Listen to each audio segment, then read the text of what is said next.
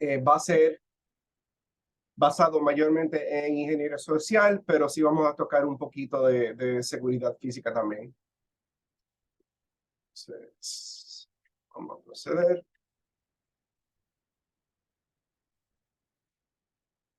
Entonces, no está aquí. Entonces, resumiendo un poquito de mí, soy el Red Team Lead de Elevate Consult.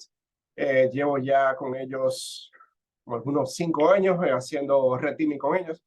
Nosotros hacemos diferentes tipos de servicios, hacemos compliance, auditing, GRC y también seguridad ofensiva.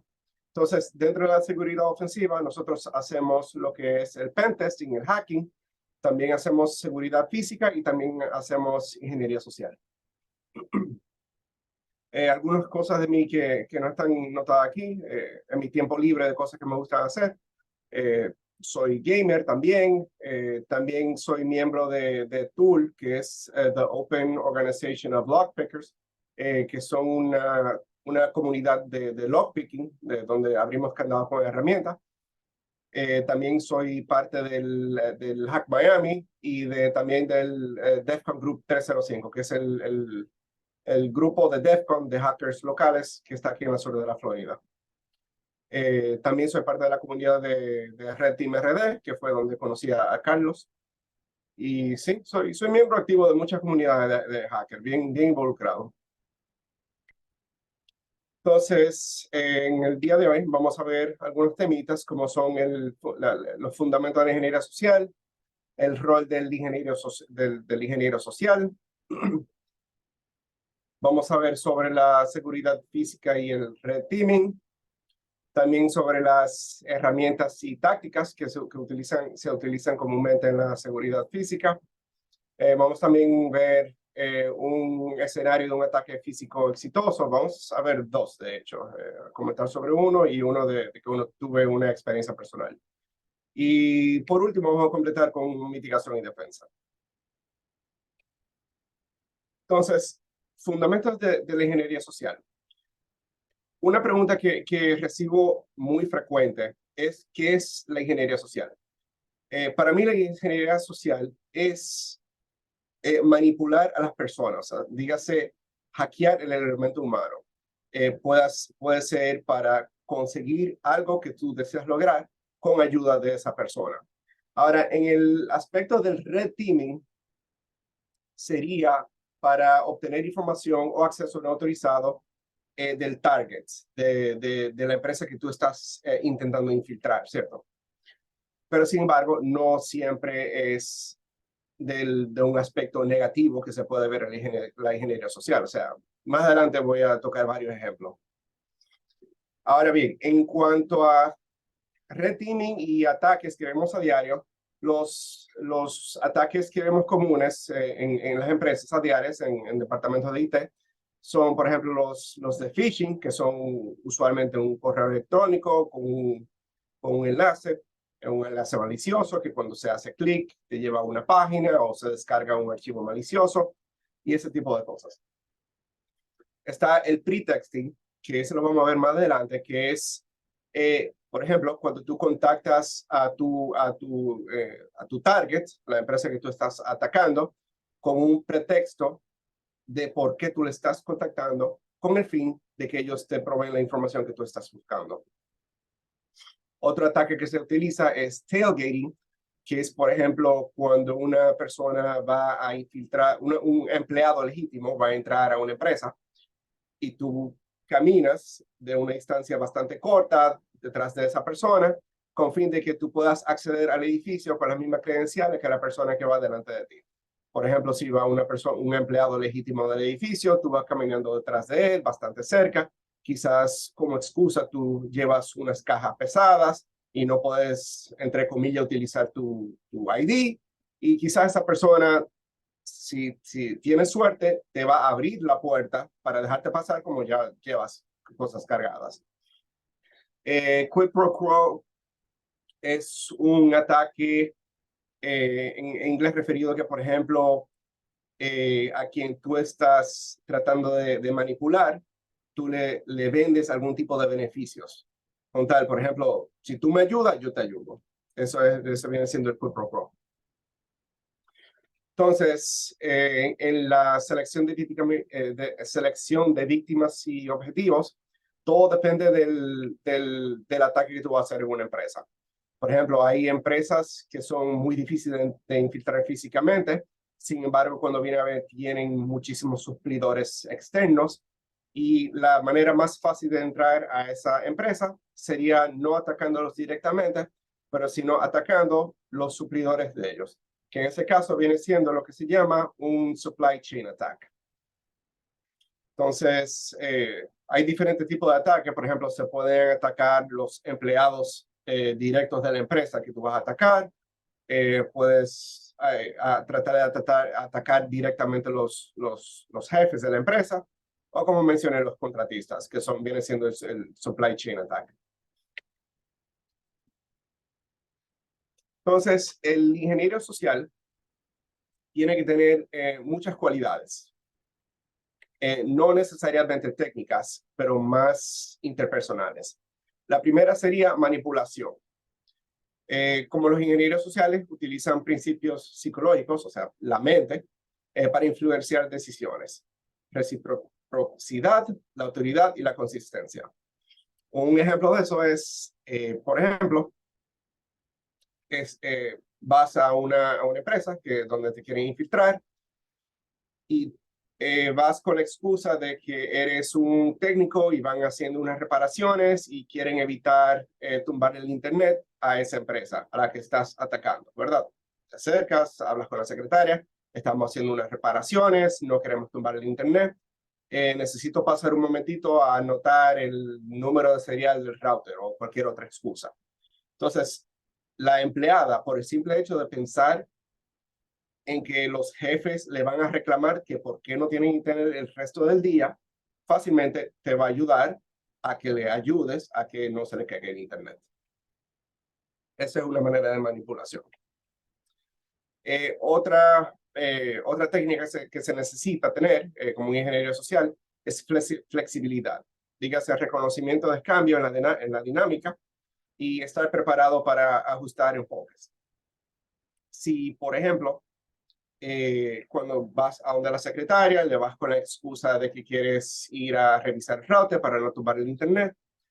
Fácilmente, si esa persona está entrenada para atrapar a un ingeniero social o para cuidarse de ese tipo de ataque, fácilmente te va a decir, no, hay un proceso, tengo que contactar al jefe para que el jefe dé aprobación y tú puedas entrar. Ahora, como un atacante, hay ciertas maneras de hacerle bypass a eso. Una de ellas es esperar que los jefes no estén en la oficina y tratar de manipular a la persona que está ahí que te deje pasar.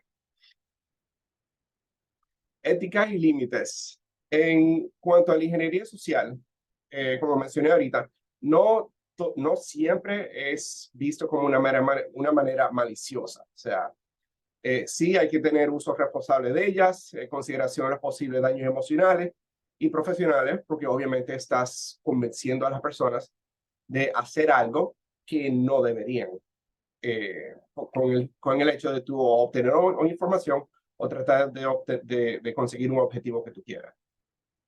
Ahora, cuando digo que no necesariamente es malicioso, un ejemplo de ello fue una experiencia personal donde, por ejemplo, en mi pasado yo tengo experiencia de labor trabajando en servicio al cliente.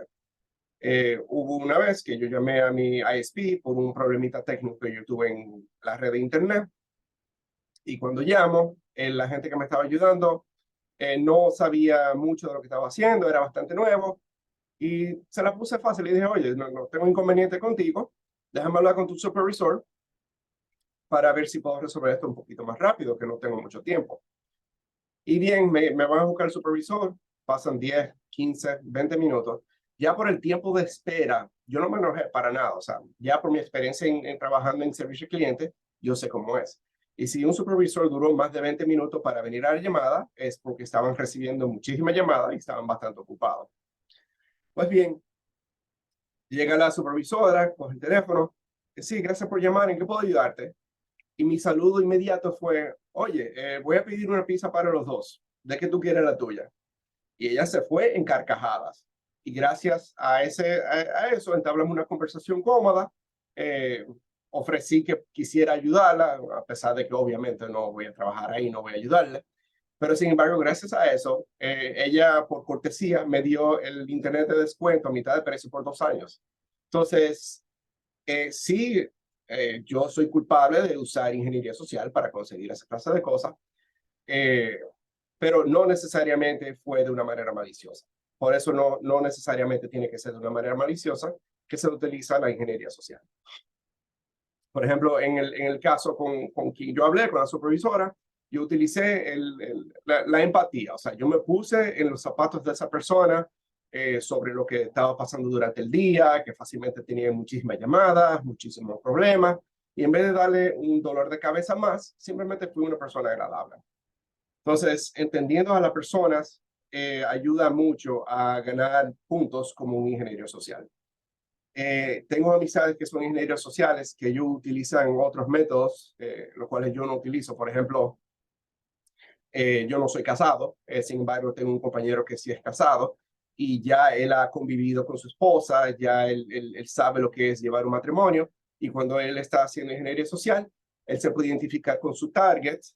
Si le nota que esa persona tiene un anillo de casado, fácilmente puede entablar una conversación por ahí. Otra es la relación de confianza, identificar los objetivos más propensos a interactuar y compartir información. Una de ellas, por ejemplo, siempre tiene que tomar en cuenta haciendo ingeniería social, trata de tocar temas de que tú puedas seguir la conversación. Por ejemplo, si yo estoy pasando cerca de un área de recesión donde yo veo un seguridad y pasa muy frecuente que el seguridad tiene un periódico al lado y cuando viene a ver está leyendo el periódico y si él está leyendo el tema de deporte, para mí personalmente yo no soy nada de deporte. Tengo amistades que sí son buenos están al tanto con las cosas de deporte, pero sin embargo en el caso mío tendría que tocar otro tema. Entonces siempre trata de buscar algo con que tú te puedas relacionar con esa víctima. Si no puedes, trata de ubicar entonces a otra víctima con la cual tengan algo en común que se puedan relacionar. Y por último, sería obviamente adaptación, ajustarte a estrategias según objetivo y entorno. Entonces, la fase de un atacante de ingeniería social es muy similar al red teaming, muy similar al pentesting, es prácticamente la misma metodología. Vas a hacer el proceso de reconocimiento o OSINT y selección de objetivos para tratar de buscar cuál sería la persona que te podría ayudar más fácil a tu infiltrarte en un edificio. Por ejemplo, tú no vas a tratar de hacerte amistades del seguridad que trabaja ahí porque muy probable el seguridad no te va a dejar entrar. Sin embargo, si tratas de hacerte amistades de quizás alguien de mantenimiento o alguien de uno de los empleados que no sepa de tecnología para nada, eso sería más fácil. Entonces, ya cuando tú tienes más o menos la información de tu edificio, de tu target, vas a buscar, por ejemplo, en Google Maps cómo se ve el edificio por afuera. Vas a tratar de ver cuáles son las puertas, entradas, salidas.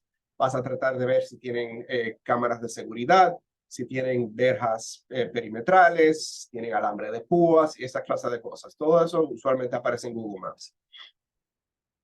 En páginas de bienes raíces, si son, por ejemplo, edificios que tienen varios pisos donde quizás el target tuyo está en el piso 10, pero resulta ser que están alquilando un área en el piso 11, tú no pierdes nada con llamar al realtor y decirle, oye, estoy interesado en el piso 11, puedo ir a ver y fácilmente te dan un tour. Cuando estás dando el tour adentro del edificio, ya tú puedes ver qué otro tipo de seguridad tienen instalado.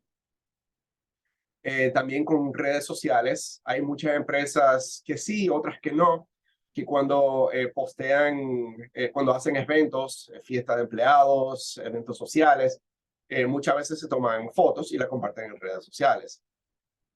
Ahí usualmente no aparece tanta información de los edificios o lugares donde te vas a infiltrar. Sin embargo, se puede coger información de, por ejemplo, qué tipo de vestimenta usan, qué tipo de logo tienen los polocheros, en las camisas. Si tienes suerte, quizás puede ver más o menos cómo se ven los badges de ID, si tienen la foto de manera vertical, si la tienen horizontal, para más adelante, cuando vas a clonar cuando vas a hacer un ID falso, ya más o menos tienes un template o una idea de cómo se vería el ID. Entonces, está la preparación y creación de escenarios. Ahí eso toma un poquito de tiempo. Por ejemplo, el desarrollo de pretextos creíbles y personalizados. Hay diferentes tipos de pretextos que vamos a ver más adelante. Pero uno rápido que se me ocurre para tú infiltrarte en un edificio es, por ejemplo, hiciste tu reconocimiento de la empresa, te diste cuenta por el LinkedIn que ellos están buscando empleados. Entonces tú creas un perfil falso en LinkedIn o en otras redes sociales con las características de que ellos están buscando como empleado. 100 de 100 te vas a quemar en la entrevista. Sin embargo, fácilmente cuando fuiste a la entrevista ya te dieron un tour por el edificio. Y fácilmente en la entrevista siempre te van a preguntar, ¿tienes alguna pregunta para mí? Y tú sí puedes hacer alguna pregunta. Pero es difícil conseguir información preguntando directamente. Pero sin embargo, con ir a la entrevista y que te den un tour en la facilidad, te da mucha ventaja. El contacto inicial y establecimiento de confianza. Cuando tienes tu target, dígase el directivo o el empleado de mantenimiento o quien sea que vas a contactar, tienes que ver cuál sería la mejor manera de tú hacer el approach de contactar a esa persona. Por ejemplo, yo en un engagement pasado, un approach que tuve, por ejemplo, el edificio donde trabajaban, justo en el edificio de al lado había una cafetería y a la hora del almuerzo, los empleados bajaban, se sentaban en grupos bastante grandes en la cafetería y ahí compartían. Sin embargo, la cafetería era abierta al público, no era específico para esos empleados. Y por el hecho de yo ir ahí varias veces, ya yo pude interactuar con algunos empleados, darme a conocer, decirle a ellos que yo había aplicado, que quería conocer un poquito más de la empresa y fácilmente me van a dar más información por ahí. La manipulación y extracción de información, ya eso es cuando tú tienes acceso al edificio, dígase, por ejemplo, si te dieron acceso, si tuviste la oportunidad de ir a esa famosa entrevista de trabajo, ¿verdad? Estás con la recluta y de un momento a otro le das un pretexto a la recluta para que ella te deje solo un momentico. Por ejemplo, ¿me podrías regalar un vasito de agua o me podría indicar dónde está el baño? Y en esa fracción de tiempo, si te dejaron solo y encontraste una máquina, una PC, una computadora donde pueda conectarle algo, pues podrías conectarle un USB malicioso que quizás podrían notarlo, quizás no, pero si no lo notaron, puedes tener algo malicioso. Por ejemplo, un payload que se ejecute y te contacte tu command and control. Puede ser uno de los plugs, por ejemplo, de los OMG, que se mantiene pasivo y solamente se activa cuando tú te conectas a él con el Wi-Fi. Y hay diferentes tipos de implantes. Entonces ya cuando tú tienes un implante, ya entonces tú tienes un foothold en el network y ya por ahí tú puedes conseguir más información confidencial. Entonces, explotación y mantenimiento, ya eso es ya cuando tienes acceso en la red y haces tus ataques, tu exploit, tu pen testing y tus movimientos laterales. Entonces, como mencioné, siempre es bueno, aunque tú no necesariamente en el instante estás haciendo un ataque de ingeniería social, siempre es bueno tener 2 o 3 perfiles burners en diferentes redes sociales, mayormente LinkedIn. Algo que a mí personalmente me gusta hacer es, por ejemplo, tú tienes un target que tú sabes que es el directivo de una empresa, ¿cierto? Y no tiene absolutamente nadie en común. Hay mucha probabilidad que si le mandas el invite a conectarse, por el hecho de que no te conoce, fácilmente va a decir que no. Sin embargo, trata de ver quiénes son las amistades de esa persona y por grupete de 10, 20, 30, mándale invite a todito, mándale invite a todito. A medida que se van acumulando, ya cuando tú tengas una cantidad suficiente de personas que te han agregado sin saber mucho quién tú eres, pero por el hecho de ver que tienen 20, 30, 40 contactos en común, o sea, incrementa la posibilidad de que esa persona te acepte. Ya cuando te acepte, entonces tú puedes conseguir más información sobre esa persona. Entonces, esos son algunos de los pretextos que yo personalmente he utilizado. Bueno, algunos sí, algunos no. Uno de los más comunes es, por ejemplo, el personal de mantenimiento de IT o el del tecnológico de IT, de ISP, de tu proveedora de Internet, que se presenta como un técnico de mantenimiento que necesita hacer unos arreglos y el empleado, para evitar tener una avería involuntaria, fácilmente te da acceso. Tú como el técnico haciendo la ingeniería social, tú puedes afirmar que estás ahí para hacer un arreglo o realizar actualizaciones o algo para evitar que tenga un futuro problema. Entonces, esto de la inspección de seguridad, perdón, eso depende mucho de los países. Por ejemplo, yo soy dominicano. En República Dominicana no se ve tanto eso de inspección de seguridad, dígase, por ejemplo, de los auditores que van a los lugares a inspeccionar. Pero por lo menos aquí en Estados Unidos se ve muy frecuente que pasan los inspectores que tienen que ver con el Fire Code, que es los códigos de los bomberos contra incendio. Entonces tienen que hacer mantenimientos, chequear los sprinklers, chequear las puertas, chequear los seguros, esa clase de cosas. Como ingeniero social, tú te pasarías como un inspector de esos y muy probable te van a dejar acceso al edificio entero. Te van a dejar a todas las áreas porque obviamente tú vas con intenciones de velar por la seguridad de ellos. Entonces, muy probable que te van a dejar pasar. Entonces, el pretexto es que le afirmas que se debe realizar una inspección de seguridad de rutina, verificar que estén cumpliendo con todas las normas y evaluar posibles los riesgos de las instalaciones. Entonces, a medida que haces el tour de la facilidad, ahí vas anotando todas las puertas que ves, los tipos de seguro que usan, si ves alguna puerta que le puede hacer un bypass, donde tienes cámara de seguridad instalada, si tienen alarma de seguridad instalada, y esa clase de cosas. Haciendo un mapping, una topología de cómo se ve la empresa por dentro. Otro ataque que se ha utilizado, yo personalmente no he utilizado mucho que es la entrega de paquetes. Hay empresas que reciben muchos deliveries de diferentes cosas a diario, que piden supplies o que piden comida y se ven constantemente. Llega un punto en que fácilmente tienen acceso libre.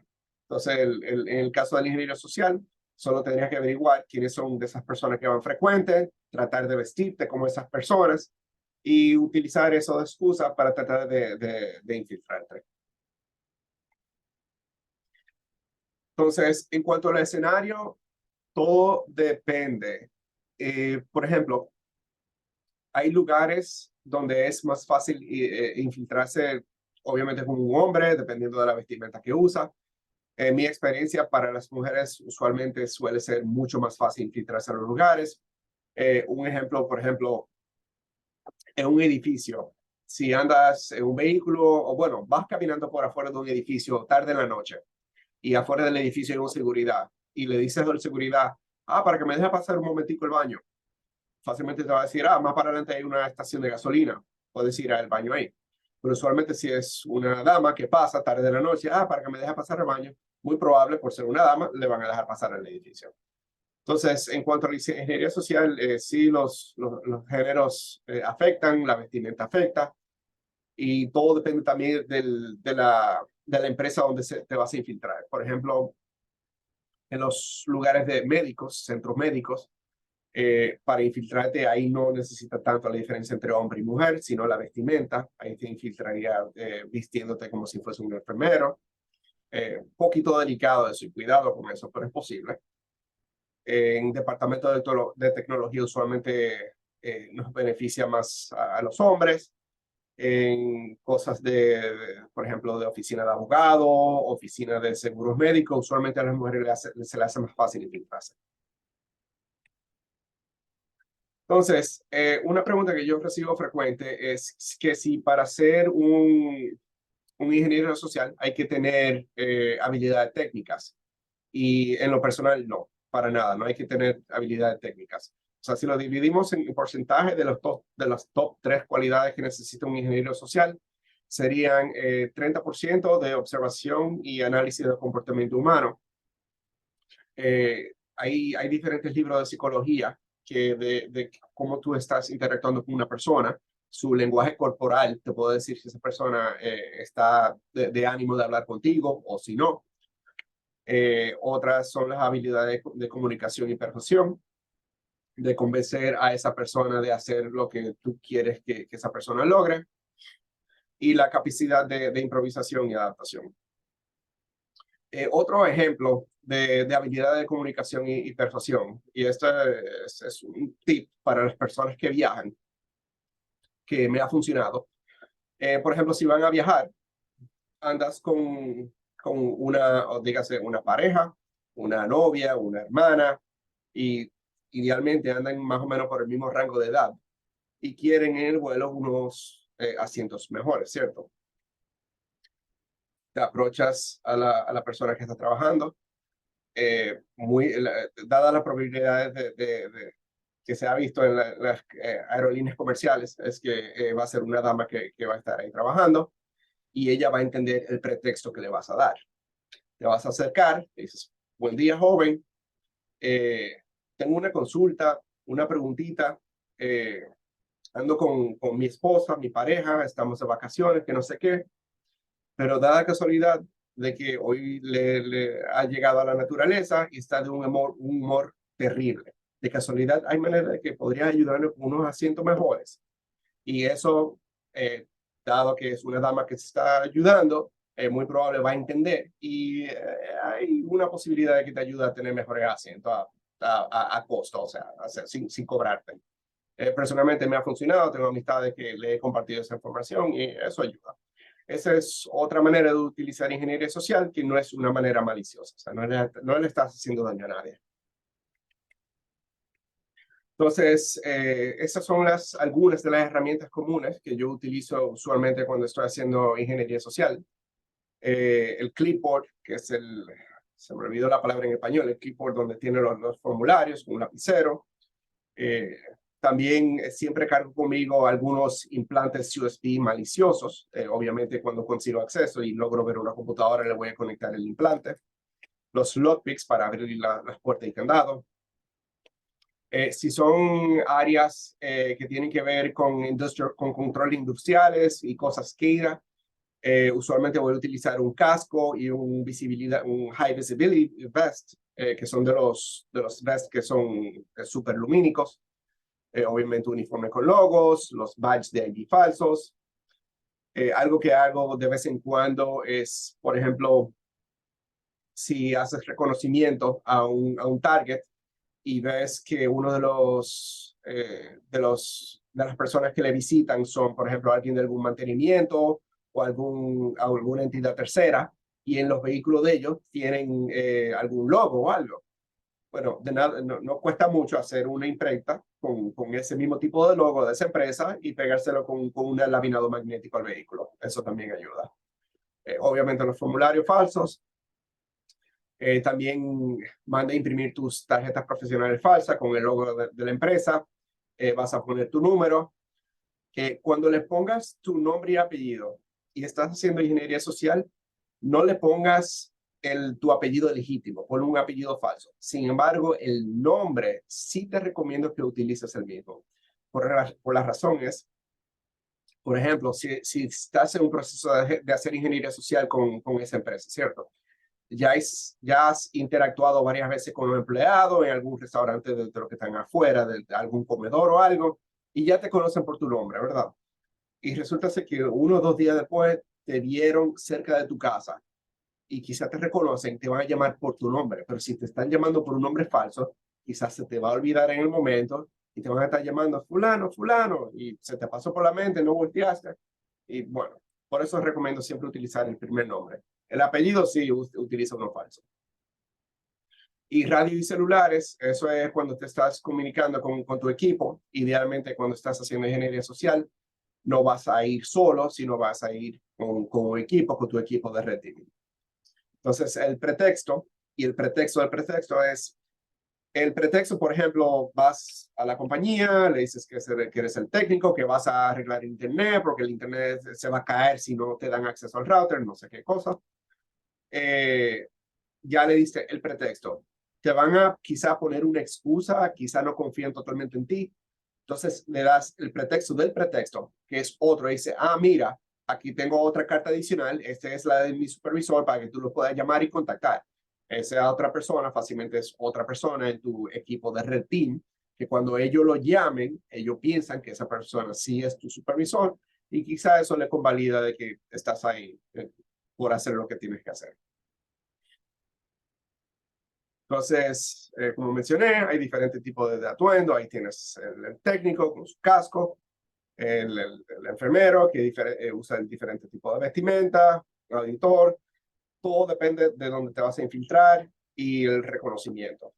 Por ejemplo, no te vas a vestir totalmente táctico de negro con un chaleco militar, botas militares, a un edificio donde usualmente se viste con saco y corbata.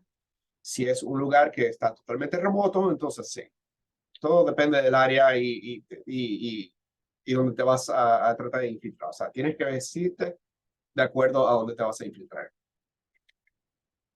Entonces, el red teaming, que es un término que yo veo, o sea, obviamente lo veo a diario por el área de donde me desenvuelvo. Yo considero en lo personal que hay un mal entendimiento del concepto de lo que es red teaming. Red teaming lo llaman como seguridad ofensiva, pero la mayoría de red teamers hacen todo detrás de una computadora. Sin embargo, como yo veo red teaming, es que tienes la mezcla de los tres. Tienes seguridad física, tienes la ingeniería social y tienes el ethical hacking. ¿Por qué lo veo así? Bueno, si por ejemplo se te presenta un cliente que tiene fondos ilimitados para hacer un engagement, te dices que tienes 2 meses para atacarlo. Sin embargo, cuando haces el reconocimiento online, resulta ser que ellos solamente tenían una IP pública y en esa IP pública no tenían absolutamente ningún puerto abierto, ningún servicio, ningún protocolo, nada corriendo. Entonces, tienes 2 meses para atacarlos, pero no ves nada de internet. Entonces, ¿qué procede? Bueno, ahí entra la ingeniería social y la seguridad física. Entonces, la seguridad física tiene varios elementos, que es la importancia de evaluar la seguridad física en prueba ofensiva, cuando estás tratando de ver qué tan seguro es el perímetro y los seguros, las puertas que tienen instaladas, los sistemas de alarmas, las cámaras de vigilancia, de qué tan efectivo es.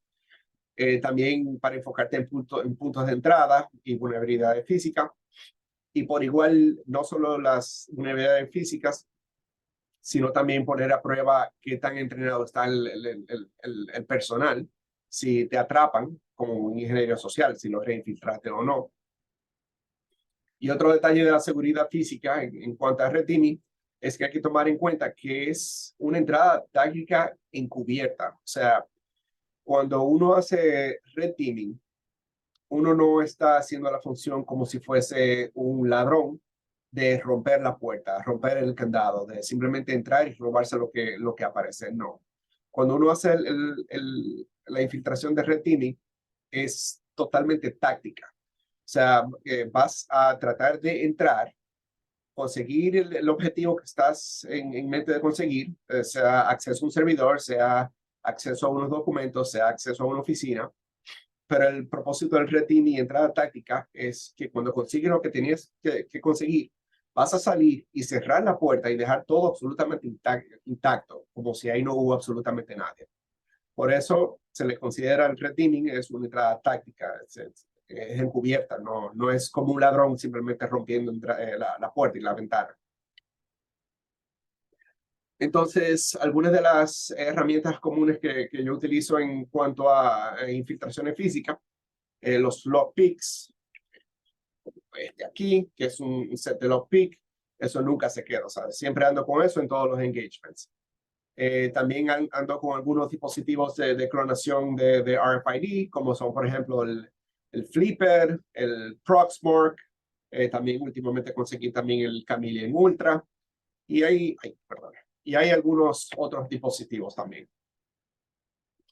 Entonces, en cuanto a los implantes, tengo una lista bastante extensa en cuanto a los implantes que utilizo.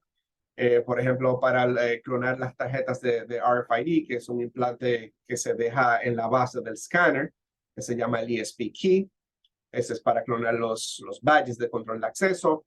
Está el OMG Plug, que es un USB chiquititico. Está el Wi-Fi Pineapple para hacer los ataques de Wi-Fi y un sinnúmero de dispositivos. Aquí tengo una foto de más o menos los dispositivos que utilizo en un engagement físico. Usualmente todo eso me cabe en una mochila fácil y nadie se da cuenta que ando con eso.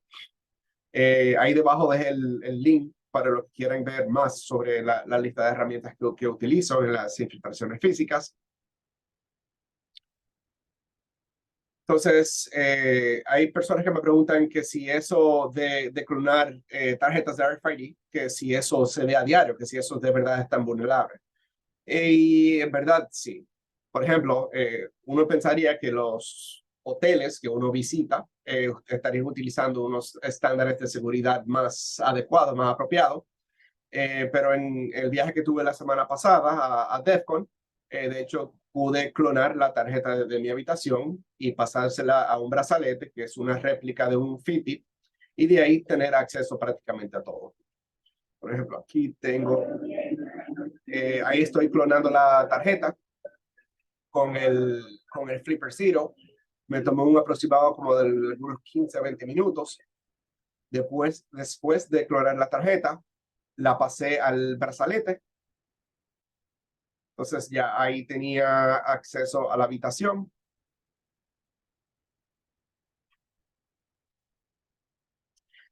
Y por último ya se volvió costumbre, o sea, ya yo tenía con ese brazalete acceso al elevador, como si fuese la llave, y como si fuese la tarjeta del hotel. Entonces,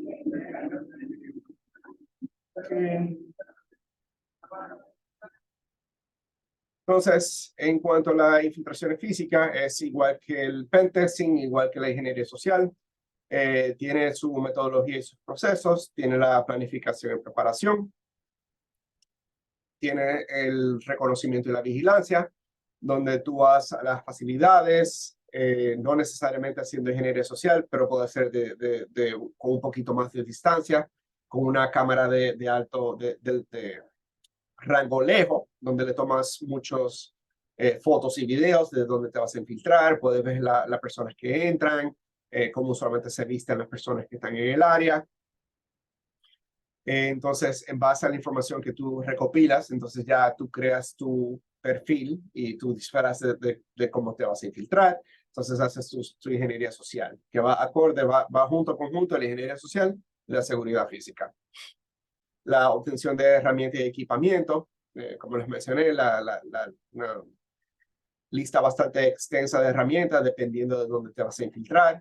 Usualmente quieres ir con las herramientas lo más cubierto posible, o sea, de que no se note que andas con todo ese tipo de herramientas en una mochila.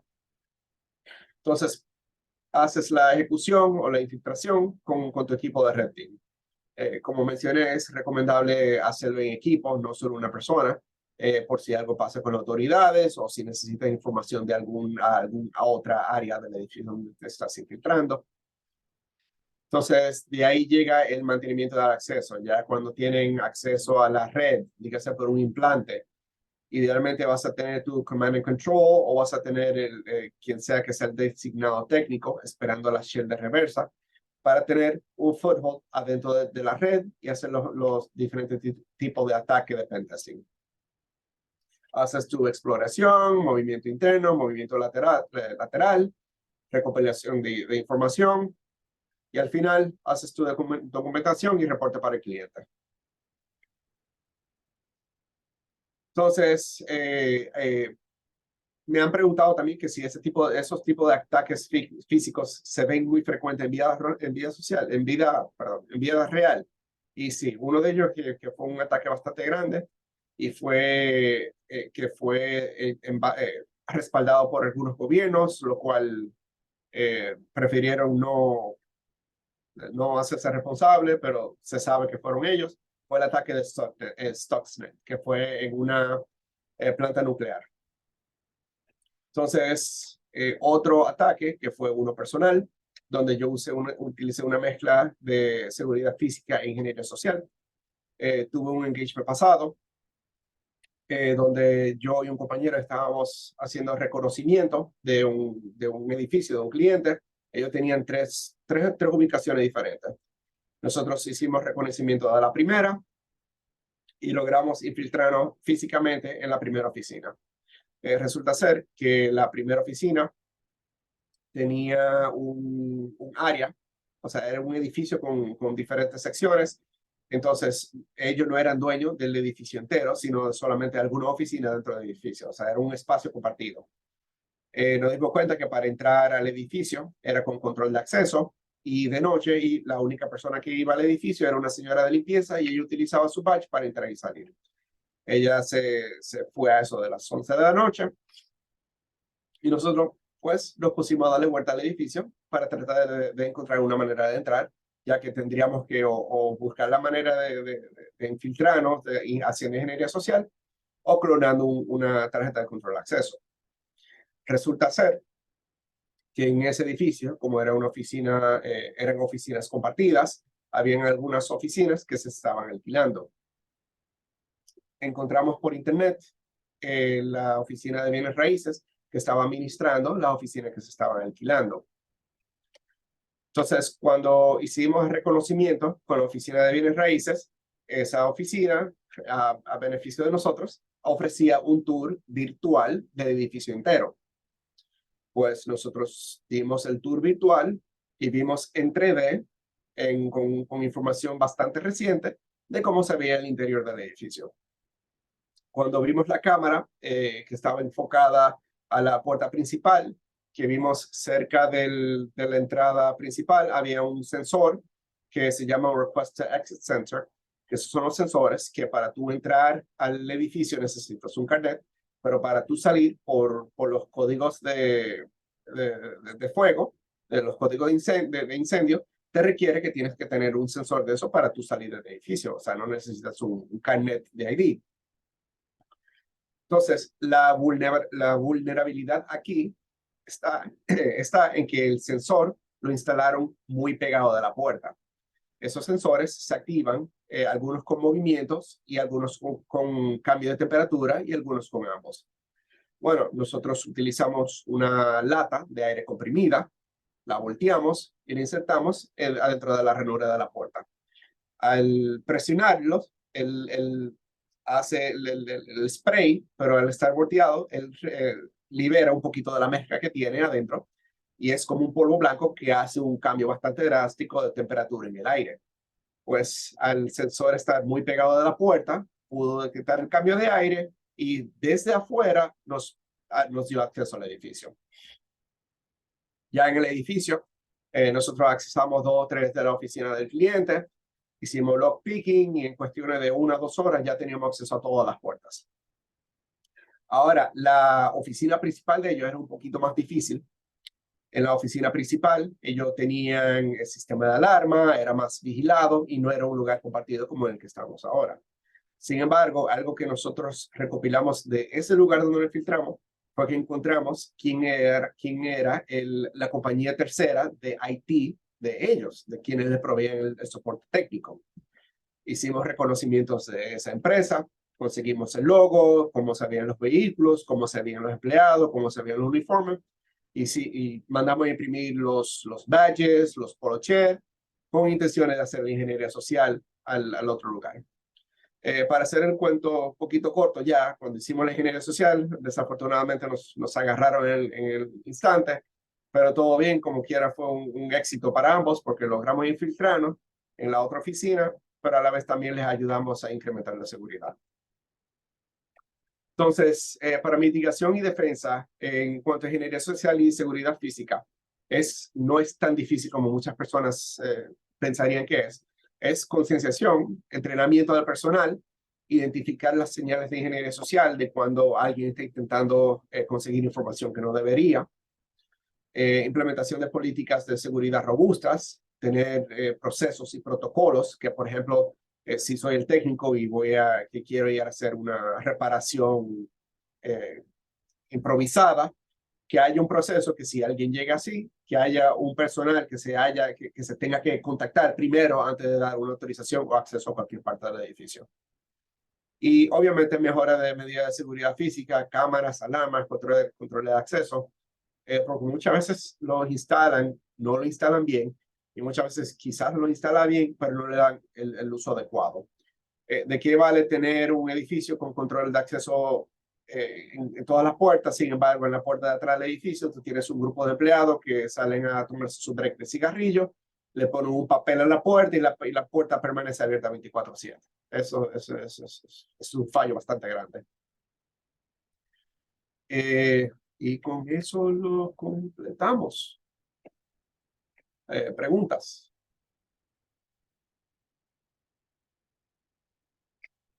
No veo chat y está todo el mundo. Ah, veo chat.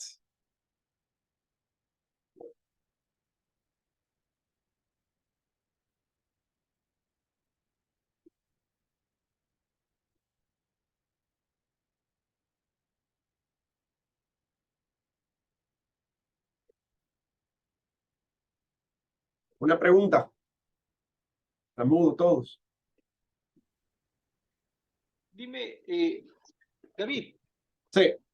te pregunto, ¿cuánto es digamos, existe algún tipo de estadística de pérdidas por ingeniería social en las empresas? Es un estudio que yo en lo personal he intentado hacer ese análisis porque primero no se ha visto antes y segundo es muy difícil ponerlo formarlo por esta razón. Dígase, estás en tu oficina un viernes en la tarde, ¿verdad? Eres el jefe de la empresa. Tu asistente viene con unos documentos que tienes que revisar, no sé qué, algo súper confidencial, súper importante, y te lo deja aproximado de las 4 de la tarde. Es un viernes.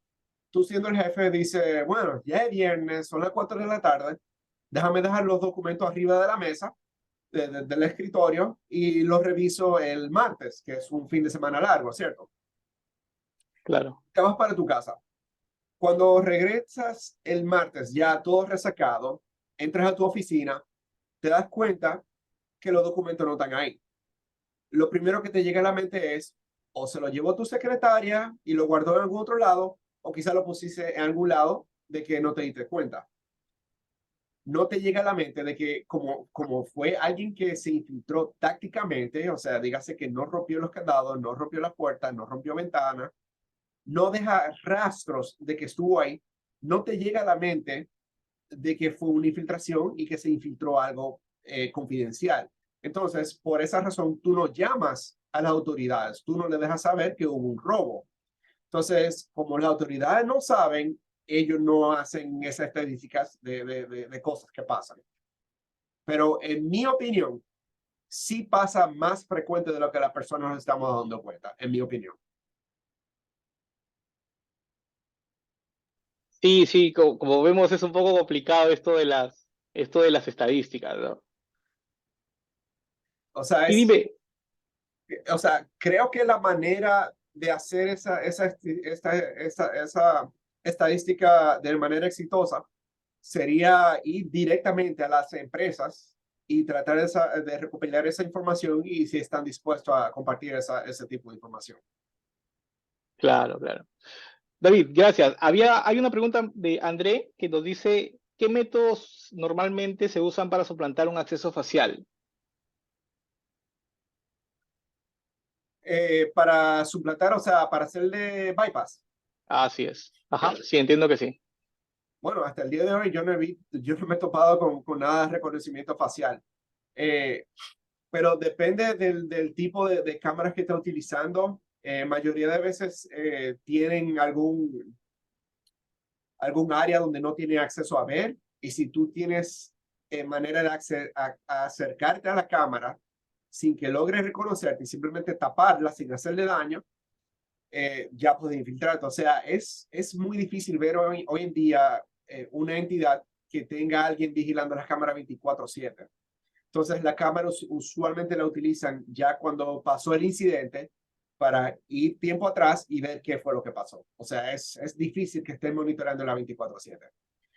Y si tienes la oportunidad, o sea, si el cliente te dice, sí, puedes dañar las cámaras, entonces a distancia con un simple láser potente se deshabilitan las cámaras. Ok, ok, David. Carlos nos dice, ¿qué formación tiene una persona que se dedica a ingeniería social? ¿Cómo fue? ¿Qué formación académica? ¿Existe alguna formación académica para una persona que se dedica a la ingeniería social? ¿O es un don con el que se nace? Es un don con el que se nace, o sea, como diríamos los dominicanos, es tener labia, tener muela, o sea, tener como ese tigueraje de poder conversar con las personas, o sea, ser una persona social, saber interactuar con las personas. Algo que sí en mi experiencia yo considero que ayuda mucho es si tienen un background en algo que tuvo que ver con o soporte técnico o servicio al cliente o en ventas también. Algo que tú tuvieses que interactuar frecuentemente con diferentes tipos de personas en el diario, eso ayuda bastante. Ok. Y también nos preguntan, ¿qué pasa si la legalidad, qué pasa con la legalidad? Digamos, ¿qué pasa si te descubren, ¿no? Si alguien quiere ingresar a un data center y trata de escabullirse de alguna manera y en el proceso los capturan, ¿cuál es, digamos, qué es lo que normalmente pasa, ¿no? Bueno, eso depende de quién es la persona que te atrapa. Ya, Si es la seguridad de la empresa de donde te estás tratando de infiltrar, idealmente, en lo personal, yo trato de inventarme algún pretexto. Le digo, ok, sí, me atrapaste o no sé qué. No, bueno, no le admito que me atrapó. Yo sigo con mi pretexto de que estoy ahí de manera autorizada y que estoy ahí para hacer una función. Le meto un cuento, una historia, si tengo que llamar a alguno de los coworkers como si fuese un supervisor o lo que sea, pero trato siempre de meterle otro cuento por encima de otro cuento. O sea, siempre el trato de mentir con tal de yo conseguir mi meta. Eso es si es el seguridad de donde me estoy infiltrando. Ahora, si es la seguridad, dígase, de la autoridad, de la policía, entonces ahí voy totalmente a lo claro. A eso nunca le miento. ok, ok. Entonces, para situaciones así, tú siempre quieres tener lo que se llama en inglés el get out of free jail card, que es como tu carta de autorización, que es dando los detalles que estás haciendo lo Una que prueba. has contratado para hacer, sí, con los contactos del dueño de la empresa o de quien te contrató, su teléfono directo, su correo electrónico, su firma autorizada, sello de la empresa si utilizan sello y esa clase de información. Ok, ok. Ok, David, muchas gracias. Muchas gracias por tu participación, tu presentación y sobre todo por las respuestas con las que nos Bueno, has... para lo que quieran los slides, yo lo estaré subiendo a mi GitHub. O quizás se lo pase también a Carlos para que lo pueda compartir con ustedes, los que quieran los slides. Perfecto, perfecto. Eh, Muchas gracias, te agradecemos mucho. Chévere. Gracias, muchas gracias por todo. Vamos No, a no ir sé. ahora gracias. Vamos a ir ahora con Nicolás Balcácer. No sé si fue Balcárcel. Valcárcel. Sorry. Ok, Nicolás, bienvenido a OWASP Capítulo Lima. Vamos a hacer la presentación. Ya puedes compartir tus slides, ¿ok? En la charla cómo mitigar vulnerabilidades sin morir en el intento y priorizando el trabajo de seguridad tan vapuleado seguramente. Bueno, Nicolás, les presentamos a Nicolás. Nicolás lidera los esfuerzos de seguridad en la empresa NextRoll, entiendo. Trabaja en estrecha colaboración con las partes interesadas de todas las empresas para diseñar y definir requisitos y controles de seguridad, ¿no? Ahí podemos, al final de repente todos podemos ganar de su experiencia en esto de lo que es no tan complicado, sino digamos que es algo que se tiene que hacer con mucha especificación, que como son los controles de seguridad, ¿no? Entonces, Nicolás, te doy la bienvenida y puedes iniciar tu presentación. Perfecto, muchas gracias. De nuevo por acá, presentando otro tema. Esta vez ya un poco más gerencial desde un poco de liderazgo de cómo se prioriza el trabajo en seguridad, cómo se toman las decisiones para ver cuáles vulnerabilidades necesitan un poco más de trabajo ahora y cuáles podemos dejar un poco para después, si no, un poco nos volvemos locos. Antes de eso, un poco quién soy. Desde el 2008 más o menos comencé mi carrera laboral ya real, fuera de las prácticas. Comencé trabajando en seguridad en Canonical, la empresa que hace Ubuntu Linux. Luego pasé unos años trabajando como desarrollador en varias empresas, distintas empresas, eh, ya metiendo mano, escribiendo código, y luego regresé a seguridad, un poco del lado de Application Security, y viendo ingeniería de seguridad y ese tipo de cosas más pegadas al código. Y nada, como decían, ahora soy el encargado del área de seguridad en Nextdoor. Em, entonces, nada, ¿cómo priorizamos las vulnerabilidades? ¿Cuál es más o menos el proceso que sigue? Tenemos que usar el score SBS. Bueno, muchas gracias. Si tienen alguna pregunta, me la hacen llegar. No, no, ya, en serio. Em, para poder priorizar las vulnerabilidades, son tres pilares los que yo suelo utilizar. Primero es el riesgo, un modelamiento de riesgo sobre mi aplicación. Va a ser distinto en cada compañía, todas las empresas son distintas, el apetito de riesgo de la empresa cambia, cuáles son las zonas más riesgosas cambian. Cada empresa es distinta, pero se sigue un proceso estándar. Ya vamos a ahondar un poco más en el tema. Luego un inventario de assets, qué tengo, dónde está. Y finalmente los threat models te ayudan bastante para más o menos tener una guía de cuáles son las posibilidades dentro de todas nuestras aplicaciones y cuáles son los riesgos que podrían materializarse más fácil. Entonces, entrando un poco más a fondo con el tema del riesgo, todos conocemos las vulnerabilidades, son con lo que trabajamos todo el día, es lo primero que recibimos. Una vulnerabilidad suele ser una opción de ataque, alguna, alguna puerta abierta que pueda permitir a un atacante entrar. Yendo un poco con la charla de David, una vulnerabilidad puede ser que alguien deje una puerta abierta con un papel ahí.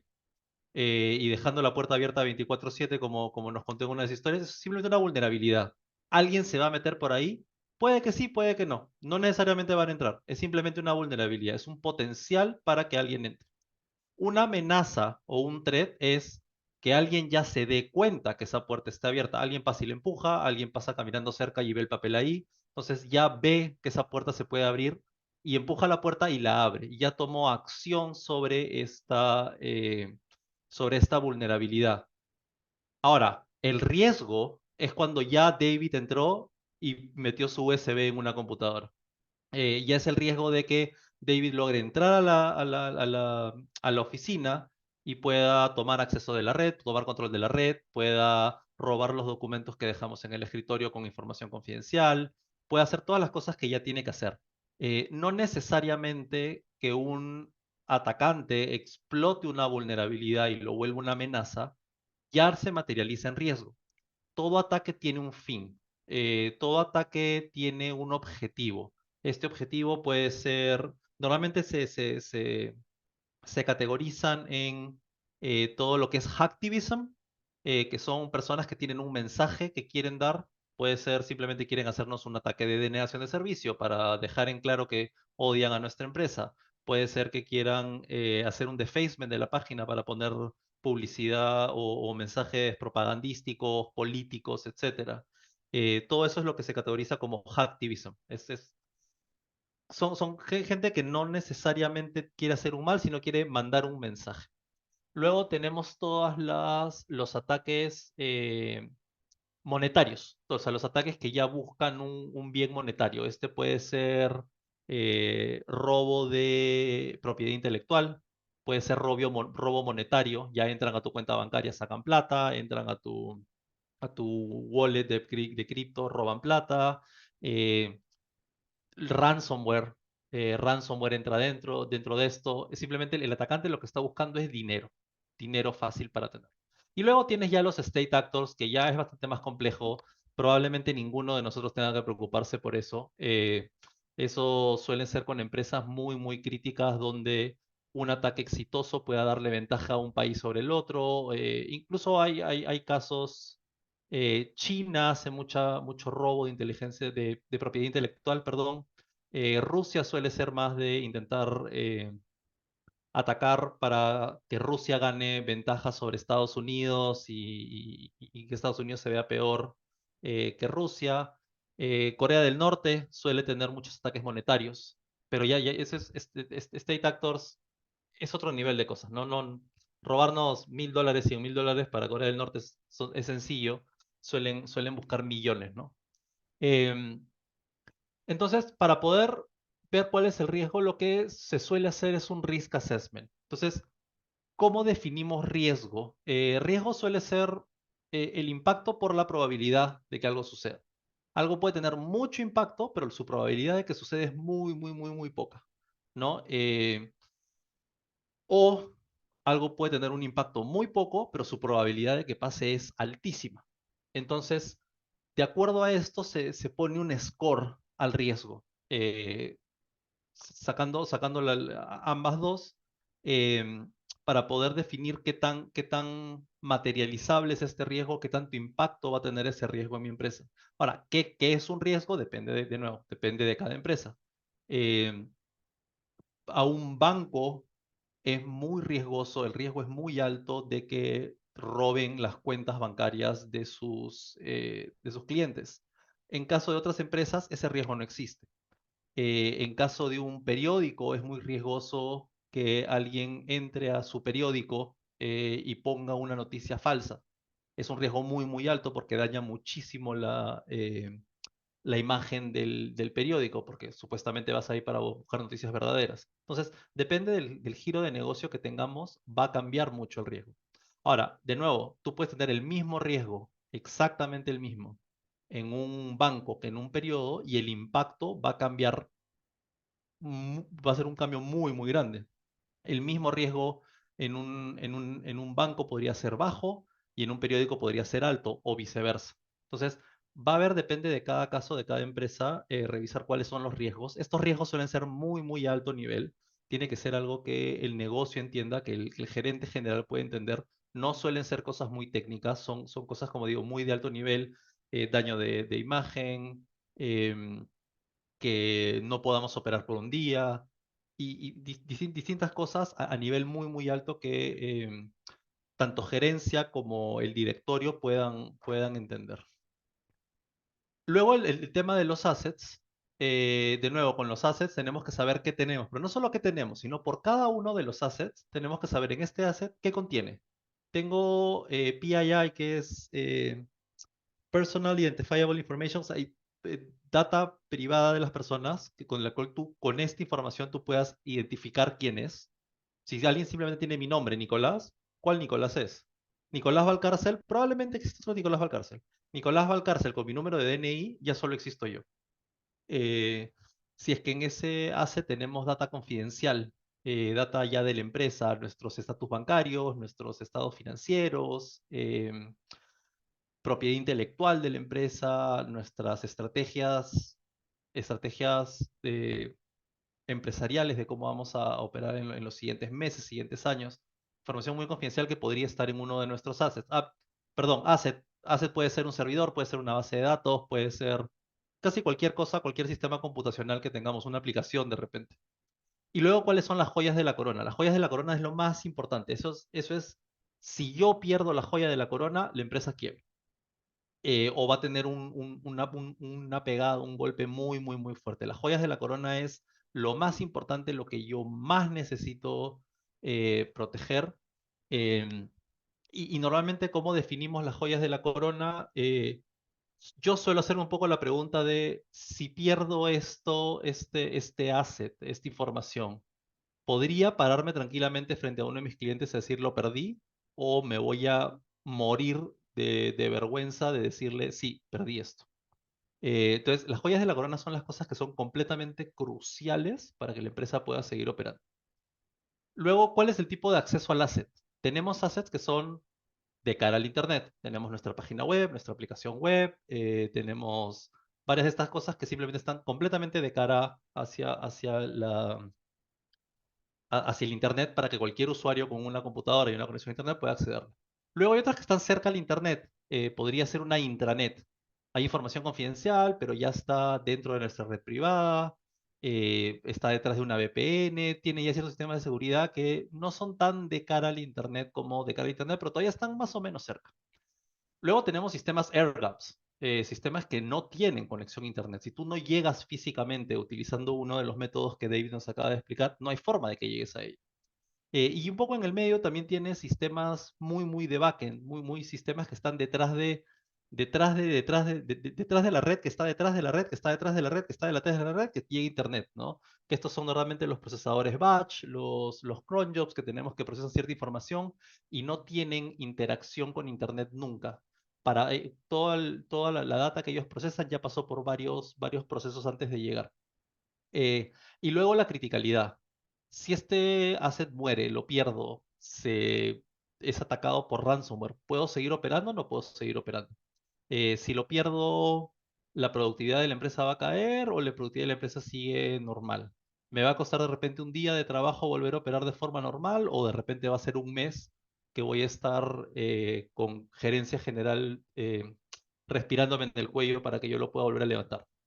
Entonces, tenemos que categorizar todo, no es simplemente saber qué tenemos y dónde, sino de cada cosa que tenemos, cuál es la metadata de estas cosas, ¿no? Cuál es la criticalidad, el tipo de acceso y esta cierta información extra.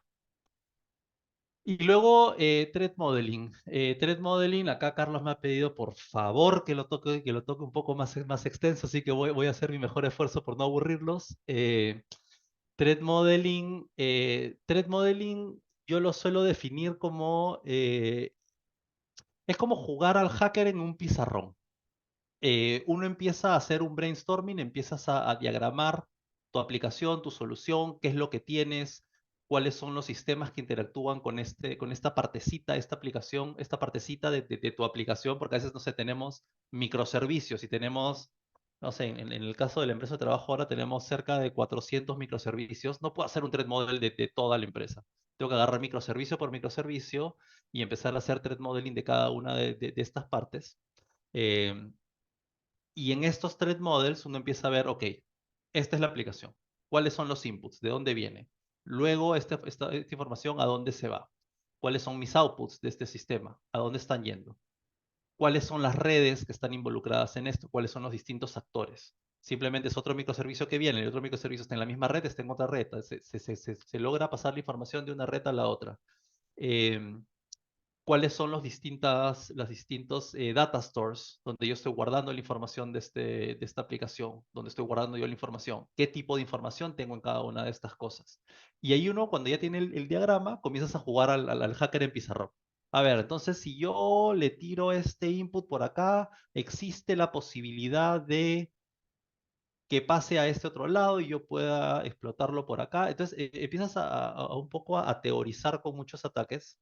Em, Ahora, para el tema de Threat Model, una de las cosas que he estado viendo mucho en las herramientas modernas, sobre todo de pago, y que fue curioso porque yo justo solté la idea, lo conversé con mi jefe, le dimos un par de vueltas, que sería ideal hacerlo de esta manera y de pronto empezaron a aparecer empresas en el mercado que lo hacían así. Casi todos los assets, de acuerdo al tipo de asset que son, tienen amenazas en común. Por ejemplo, buckets de S3. Un bucket de S3 tiene la amenaza de que esté abierto al Internet y que pueda filtrar data por ahí. Fue algo que cuando recién comenzó S3 era la cosa más común del mundo, la mayor filtraciones de data confidencial salían de ahí. Entonces, tú apenas tienes un S3 y defines que en el S3 tienes data confidencial, de algún tipo de confidencialidad, automáticamente ya sabes que ahí tienes que cerrarlo a Internet. Tienes que darte, que revisar si tienes los permisos definidos correctamente. Ahora, por otro lado, puedes tener un bucket de S3 que simplemente tengo todos mis assets de la web, las imágenes, las librerías JavaScript, el CSS, que si es público Internet no me importa, ¿no? ¿Qué me van a robar? Es igual la información que está en mi web. Eh, Ciertas aplicaciones, ya sabes que las bases de datos tienen este tipo de threads. Sabes que si tú tienes un API, este microservicio es un API, tiene ciertos threads medianamente comunes a varios APIs. Entonces, casi todas esas aplicaciones modernas, ya cuando tú empiezas a definir qué tipo de asset es cada uno y logras poner cierta descripción de qué información maneja y eso, te va a jalar ya una librería de amenazas posibles y con esta librería de amenazas posibles sueles tener una librería de controles de seguridad para poner en estos sitios. Ahora, eso es un sistema muy asset-based, donde cada asset es el que el que tiene los threads, pero luego tienes las interacciones, cómo es este habla con el otro. Entonces, esta comunicación vía red está encriptada, no está encriptada, qué tipo de encriptación usa. ¿Basta con que sea HTTPS o tengo que ponerle otro tipo de encriptación por encima a la información? Cuando tú la guardas en la base de datos, ahora, sobre todo con todos los temas de privacidad, el GDPR y el CCPA, GDPR es la legislación europea eh, de privacidad de consumidores y el CCPA es el California Consumer Privacy Act, que es lo mismo, básicamente es una copia de GDPR con ciertas modificaciones, pero específica para California. De hecho, en Perú tenemos una ley de protección de datos fuertísima, pero estamos en Perú, nadie la sigue, ni nadie creo que sabe que existe. Em, entonces, cuando tú guardas información confidencial o identificación PII, sueles tener que enmascararla, sueles tener que guardarla encriptada y de alguna forma donde tú lo encriptas y es un hash único para este email, pero yo no tengo cómo ver cuál es el email. Simplemente es un identificador del usuario basado en el email. Hay varias cosas de masquerading. Em, Threat modeling en general, el framework más alto nivel que tienes, está basado en 4 preguntas. ¿Qué es lo que estamos construyendo? ¿Qué puede salir mal? ¿Qué vamos a hacer al respecto?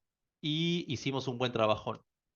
Entonces, obviamente hicimos un buen trabajo, no, es como que una retrospectiva para volver a darle otro paso más y empezar a iterar sobre lo que vamos trabajando. Luego, frameworks un poco más de bajo nivel, tienes el Pasta, existe Stride, que en Pasta, en Stride, en todos estos de bajo nivel, es como que por cada asset o normalmente cada comunicación, porque esos suelen ir más hacia la comunicación entre un asset y el otro, o interacciones empiezas a preguntarte si es que tienen este tipo de vulnerabilidades. Stride es un mnemonic de spoofing, tempering, me olvidé. Si buscan Stride, Stride, lo van a encontrar. Y ahí va a decir, es como un mnemonic, es como dices, ya, ok, en esa interacción, ¿puedo hacer spoofing? No puedo hacer spoofing. Puedo hacer ya me olvidé hasta que era la T. En fin, y vas preguntando uno por uno si es que tienes la potencialidad de esta familia de ataques o no. Entonces, este threat model nos va a ayudar mucho para saber cuáles son nuestras áreas más peligrosas dentro o las zonas más peligrosas dentro de nuestra red y dentro de nuestra aplicación, cosa que le podemos poner un score, entre comillas, de riesgo, depende del modelo de amenazas que hacemos con esto. Espero que estés feliz, Carlos. Algún día tendré una charla completa de threat modeling, pero ahí estamos.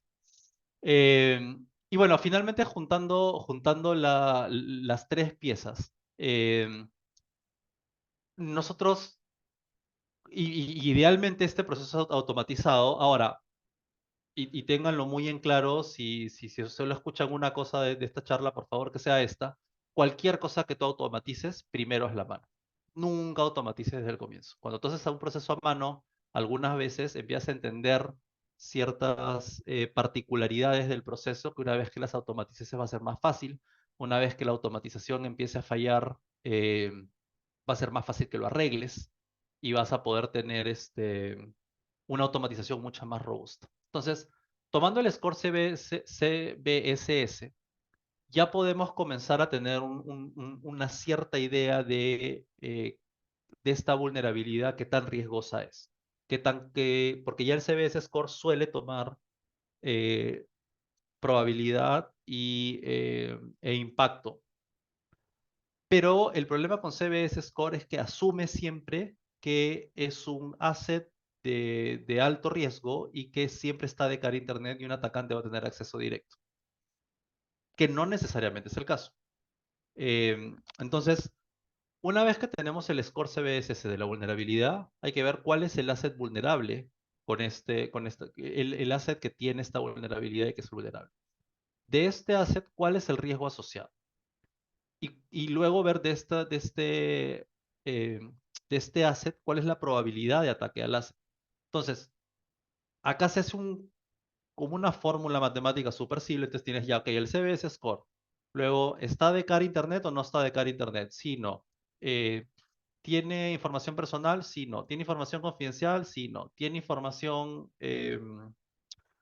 crítica? Sí, no. Si lo pierdo, ¿hay algún problema? Sí, no. Y más o menos sacas un multiplicador, que este multiplicador al CBS score te va a dar uno mucho más alto o uno mucho más bajo. No es lo mismo, o podrían tener exactamente el mismo riesgo para mi empresa, un CBS score de 10, que es el máximo, en un proceso extremadamente en el backend, que no tiene información confidencial, que no tiene clara, o información crítica, contra un CBS score súper, súper bajo de una aplicación de cara a Internet con información súper crítica. Entonces, si nos basamos solamente por el CBS score, primero tengo que solucionar el que está en el backend. Cuando en realidad el que probablemente quiera solucionar es el low que está en el frontend, el que está de cara al Internet. Entonces, hay que también tener en cuenta todos estos otros data points asociados a la vulnerabilidad para ver cuál de ellos debería priorizar primero y trabajar primero en ellos. Así que nada, eso es lo que les venía a contar. Ahora sí, gracias. Ahora sí, si tienen preguntas, háganmelas llegar y les respondo de la mejor manera posible. Ok, Nico, muchas gracias. Nico, me llamó la atención un punto bueno, de todo lo que hablaste, era el tema de los riesgos con probabilidad baja, no, sí, probabilidad baja e impacto alto. ¿Cómo Sí, tratas eso? Es un clásico, pero en cada empresa hay siempre hay una forma diferente de tratarlos. es que esa es la respuesta. En cada empresa hay una forma diferente de tratarlos. Va a depender mucho del apetito de riesgo que tenga la empresa. En seguridad, nosotros finalmente somos asesores. Nosotros le damos la información al negocio, o sea, al gerente general, al directorio, etcétera, para decirle, mira, tenemos estos riesgos. ¿Cuáles de estos riesgos tú puedes aceptar versus no puedes aceptar? Luego tienes que ver qué recursos tienes tú a la mano. Yo puedo, entonces, tienes todas las vulnerabilidades que puedas tener o los trabajos que tengas que hacer y un poco priorizas y vas más o menos cuantificando el trabajo necesario, ¿no? Yo necesito 10 horas hombres para esto, 20 horas hombres para el otro, 30 horas hombres para el otro, pero la verdad es que solo tengo 40 horas hombres. Entonces, una de estas la tengo que votar. ¿Cuál voto? Y ahí el negocio tiene un poco que decidir por cuál va, ¿no? es simplemente un ejercicio de priorización y ver contra las otras. Entonces, uno de probabilidad muy baja, depende de qué tan alto riesgo es probabilidad muy baja, pero va contra las joyas de mi corona. De repente puedo hacer no mitigarlo, pero ponerle monitoreo.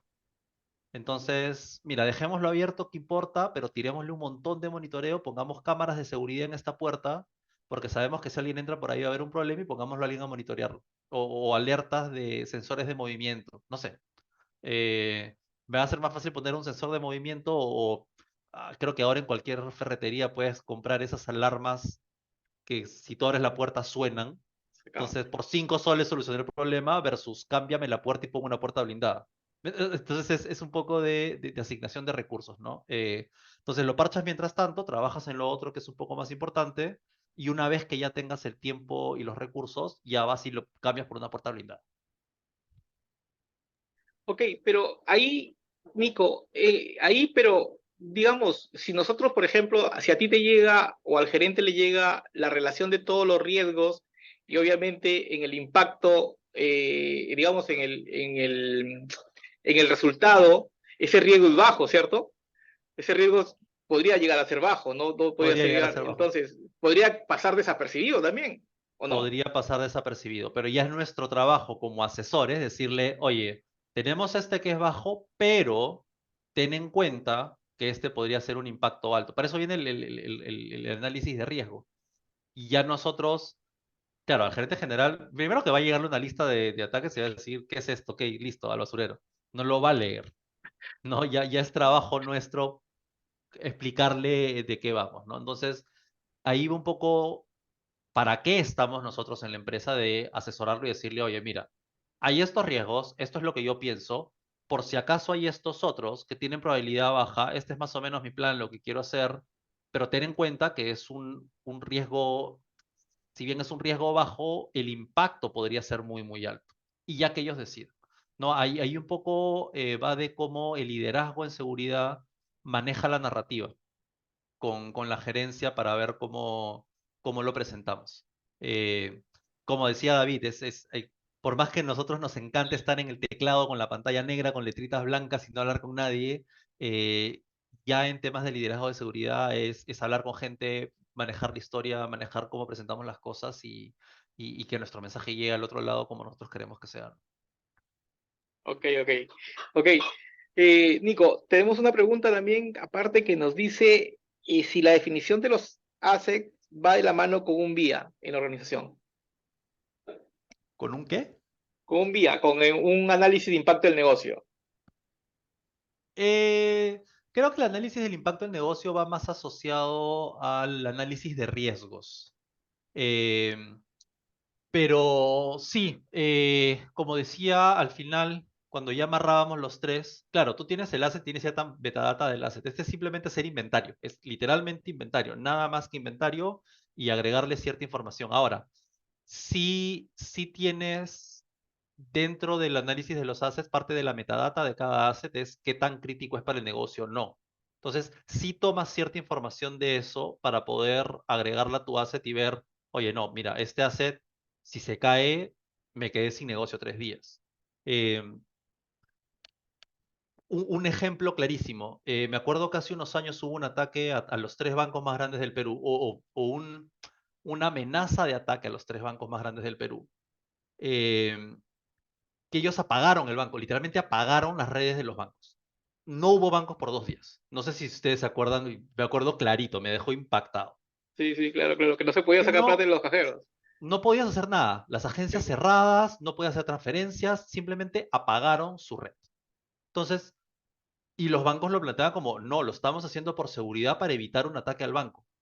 ¿Cuánta plata perdió el banco esos 3 días? ¿Cuánta plata perdió la gente esos 3 días? Fue un ataque exitosísimo. Se tiraron abajo el banco 3 días.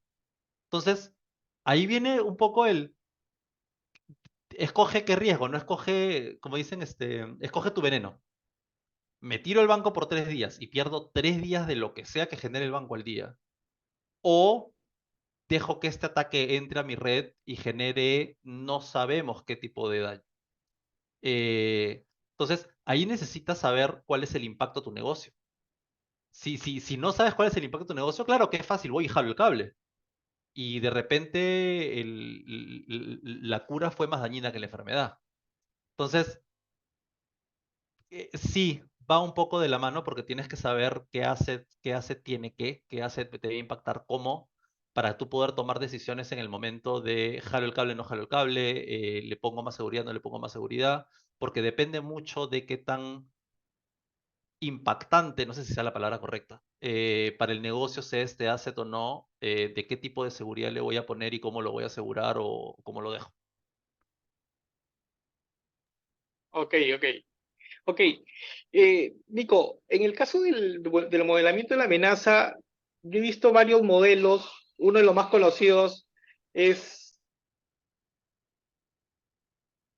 Stride puede ser el más conocido. Stride, Dread, ¿no? Stride, Dread, Past, hay un montón. ¿no? Escoja el Hay que te salva. varios, ¿no? Literal, yo Pero, lo que le digo, a ver, yo lo que le pero suelo... Nico, sí, dime. Nico, disculpa, pero aquí digamos que yo he visto esos modelos, pero esos modelos parecen bastante sencillos. Es decir, son modelos que son una matriz donde tú llenas datos, Sí. valores eh, cualitativos y te dan un resultado, ¿no? A diferencia de lo que tú has presentado.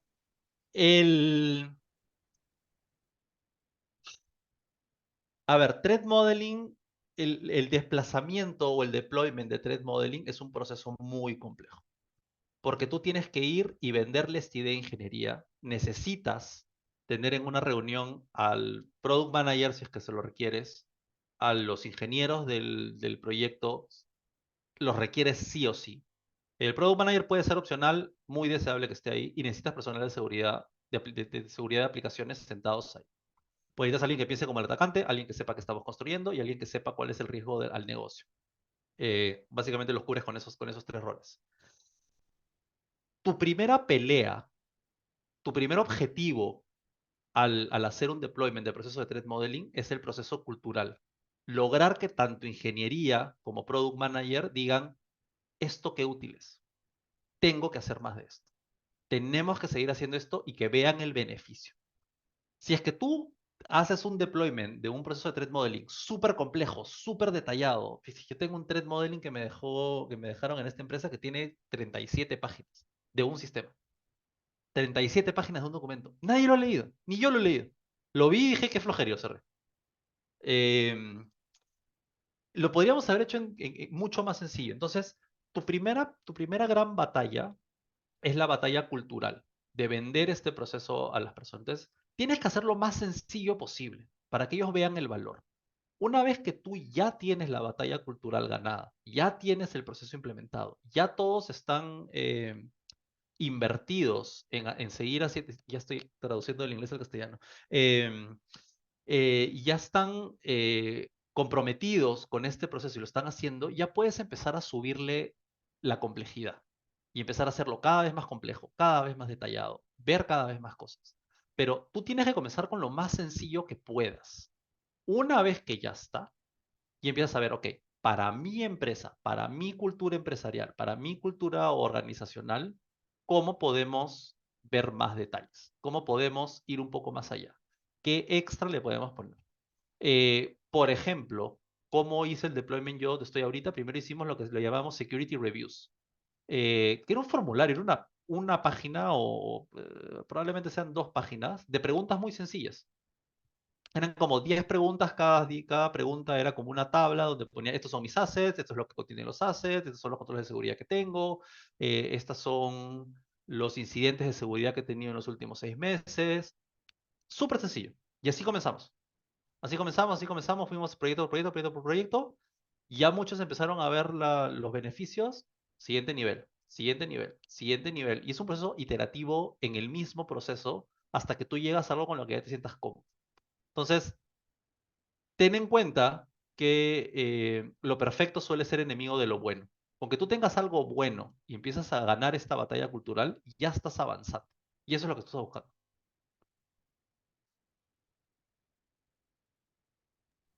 Ok, ok, Nico, interesante, interesante toda la experiencia y sobre todo eso, ¿no? Cómo finalmente son modelos que los vemos, los revisamos, pero finalmente cómo es que eso se traduce en las empresas es lo más interesante. Ok, Nico, ya no tenemos más preguntas. Te agradecemos mucho a nombre del capítulo de OWASP. Esperemos también, podemos tenerte más adelante también en estas reuniones Sí, mensuales que cuando hacemos. quiera. Cuando le falte a alguien, Carlos me va a molestar, no te preocupes. No, al contrario, ganamos mucho con estas charlas, este conocimiento que se comparte. Gracias, muchas gracias. Gracias a todos. Recuerden que vamos a estar ya promocionando para el siguiente mes la presentación de dos charlas. Si me dan un segundo, les puedo compartir. Vamos a tener, voy a compartir para que tengamos ya mapeado y inviten a sus amigos. Aquí está.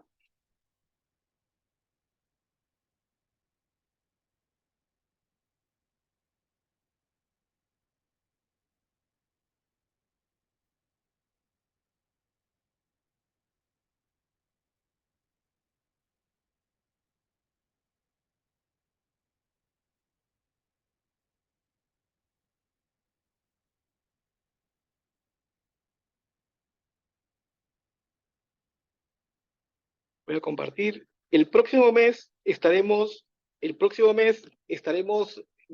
invitados a Miguel Salvador con la charla Desarrollo de Software, Evolución y Tendencias, y también tendremos a Ricardo Berrospi con su charla Ataques al Active Directory.